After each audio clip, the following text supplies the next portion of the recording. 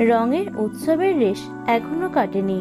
এই বসন্তেই অভিনেত্রী দিতিপ্রিয়া রায়ের জীবনে অনুরাগের ছোঁয়া। প্রেমে পড়েছেন অভিনেত্রী দিতিপ্রিয়া রায়। দোলের দিন নিজের ইনস্টা স্টোরিতে এক মিস্ট্রি ম্যানের সঙ্গে আদুরে ছবি পোস্ট করেছিলেন দিতিপ্রিয়া। সঙ্গে দিয়েছিলেন লাভ ইমোজি। ছবিতে দেখা গেছে সদ্য আবির খেলে খোলা জানালার পাশে পরস্পরের দিকে তাকিয়ে দাঁড়িয়ে রয়েছে দুজনে।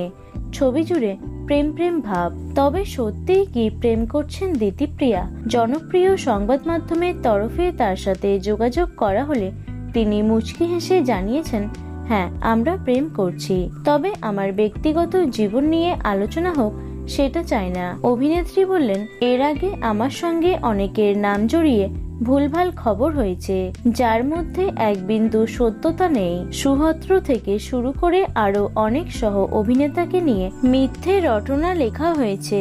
এইবার তেমন কিছু ঘটুক আমি চাই না। জানা যায় দিতিপ্রিয়ার প্রেমিক গ্ল্যামার দুনিয়ার সঙ্গে যুক্ত নন।